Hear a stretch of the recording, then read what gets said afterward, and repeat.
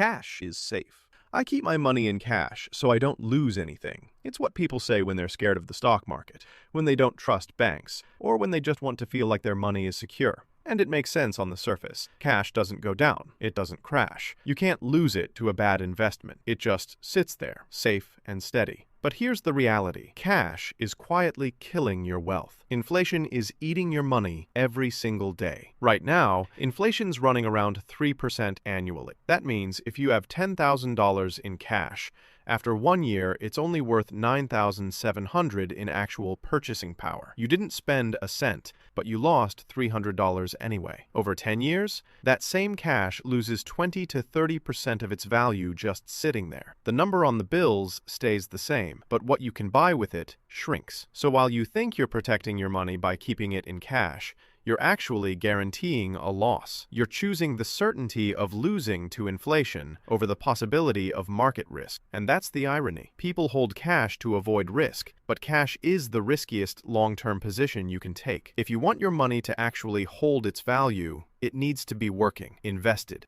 growing. Cash has a purpose: emergencies, short-term needs, liquidity. But as a long-term strategy, it's financial self-sabotage.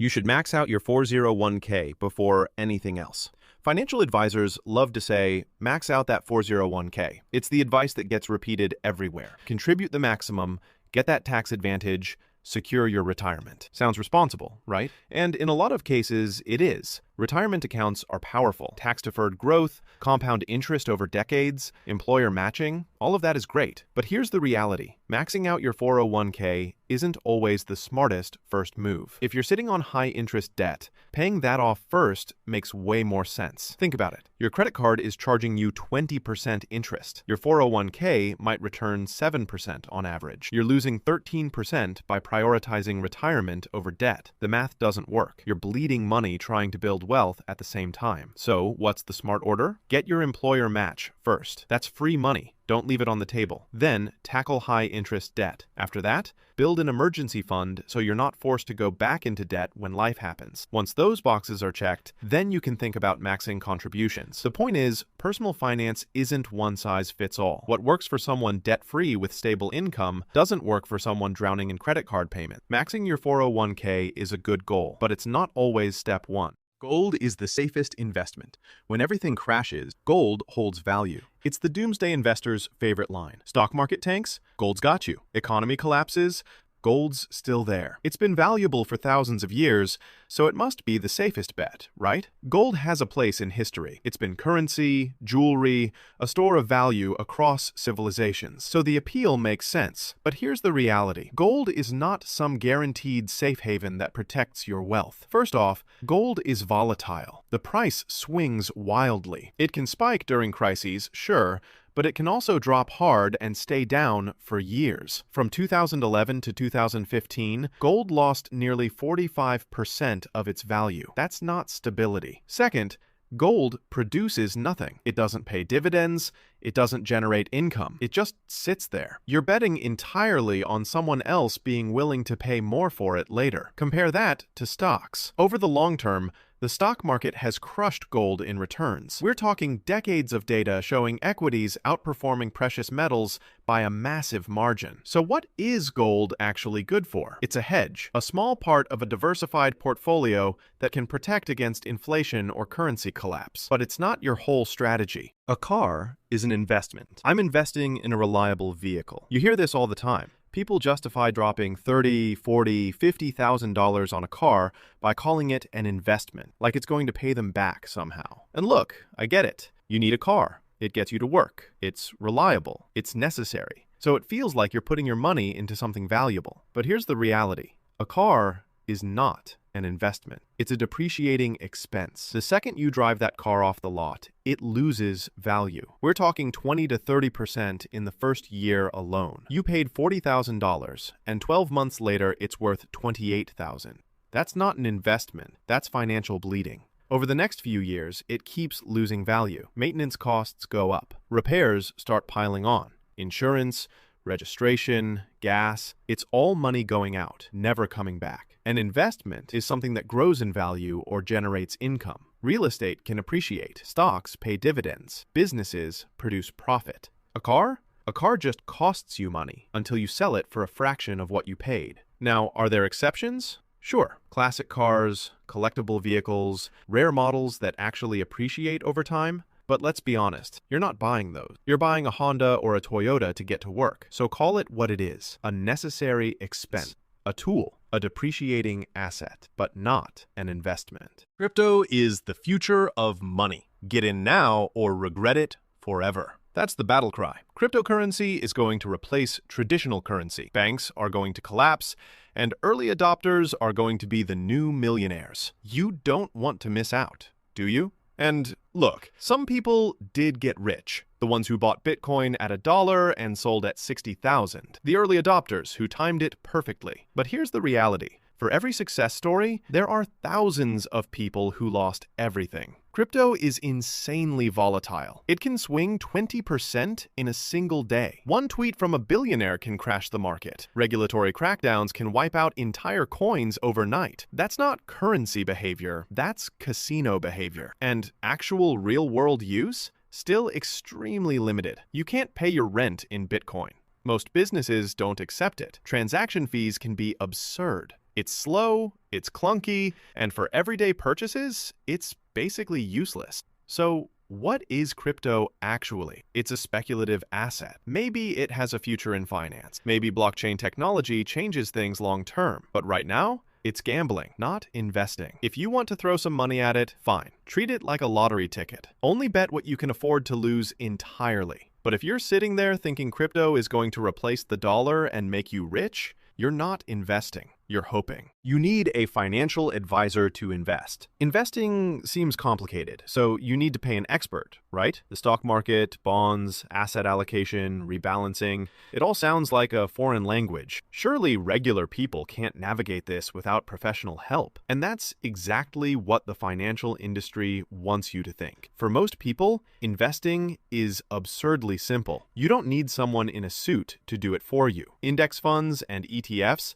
make it brain dead easy. You buy one fund and you're instantly invested in hundreds or thousands of companies across the entire market. No stock picking, no timing, no complexity. A target date fund does even more. It automatically adjusts your portfolio as you get closer to retirement. You literally set it and forget it. So why do people still hire advisors? Because the industry has convinced everyone it's too hard to do alone. But here's the cost. Financial advisors typically charge 1 to 2% of your assets annually. That sounds small, but over 30 years, that fee can cost you hundreds of thousands of dollars in lost returns. Now, when do you need a financial advisor? Complex estate planning, business transitions, managing huge amounts of wealth, tax optimization across multiple accounts. That's when expertise actually matters. But if you're just trying to invest for retirement, a low-cost index fund does the job for a fraction of the price. You don't need permission to manage your own money.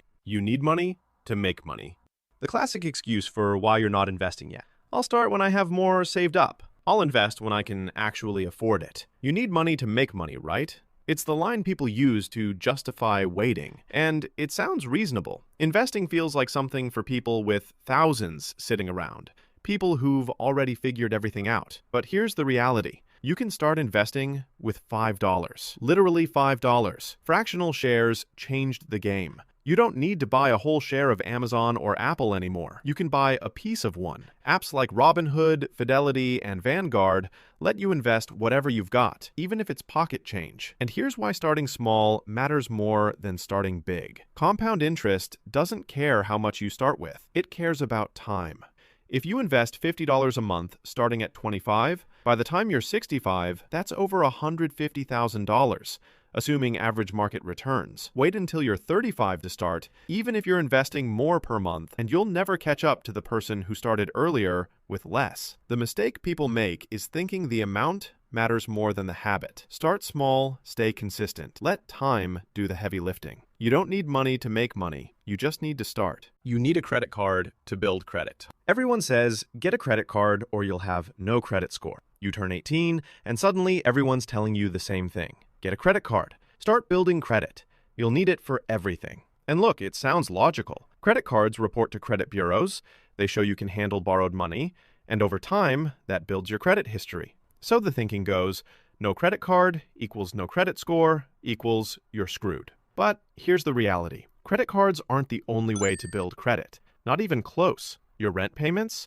Those can report to credit bureaus now through services like Rental Karma. You're already paying it anyway, so why not get credit for it? Utility bills and phone bills can help build your credit history through programs like Experian Boost. Those on-time payments you've been making for years can actually count toward your score. Then there are credit builder loans. You borrow a small amount, the bank holds it, you make payments, and by the end, you get the money back with a credit history built. You can become an authorized user on someone else's card. Their good payment history gets reported to your credit without you even using the card. Student loans, car loans, personal loans, all of these report to credit bureaus and build your history. So the truth? Credit cards are one tool. A useful one, sure, but they're not the only way in. Renting is throwing money away. Your parents probably told you renting is just making someone else rich. It's the advice that gets passed down like some universal truth. Stop wasting money on rent. Buy a house, build equity, at least you'll own something.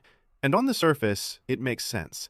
When you rent, you pay every month and walk away with nothing. When you buy, that monthly payment goes towards something you own. Sounds like a no-brainer, right? But here's the reality. Buying a house costs way more than just the mortgage. You've got property taxes that never stop, homeowner's insurance, maintenance and repairs that come out of nowhere, the roof needs replacing, the furnace dies, the plumbing breaks, and all of that is on you. Then there's the down payment. That's tens of thousands of dollars up front that could have been invested elsewhere, growing over time. In many markets, when you actually run the numbers, renting and investing the difference beats homeownership by a lot. You're not throwing money away. You're buying flexibility and liquidity. Plus, if you're not staying in one place for at least 5 to 7 years, the closing costs and transaction fees wipe out any equity you might have built. So when does buying make sense? When you're settled, when the market supports it, and when you actually want the responsibility. You can time the market. Buy low, sell high. Sounds simple enough, right? Sell everything, then buy back in at the bottom. You'll make a fortune. That's the dream. And it's exactly what millions of people try to do. They watch the news, follow trends, read predictions, and convince themselves they can outsmart the market. But here's the reality. You can't.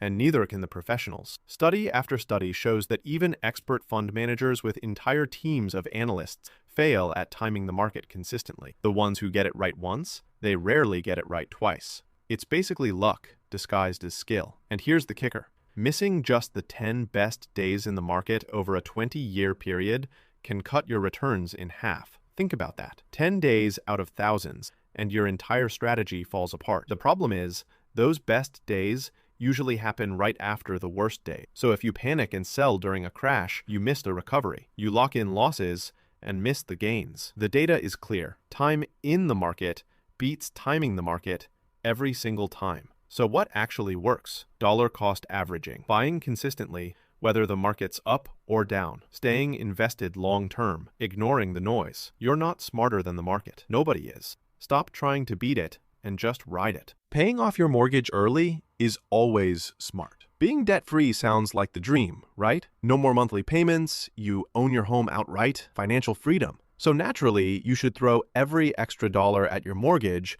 and pay it off as fast as possible. And emotionally, that feels amazing. There's real psychological value in owning your home free and clear. But here's the reality. Mathematically, it's not always the smartest move. If your mortgage rate is 3% and you can invest that money and get an average return of 8%, you're losing money by paying off the mortgage early.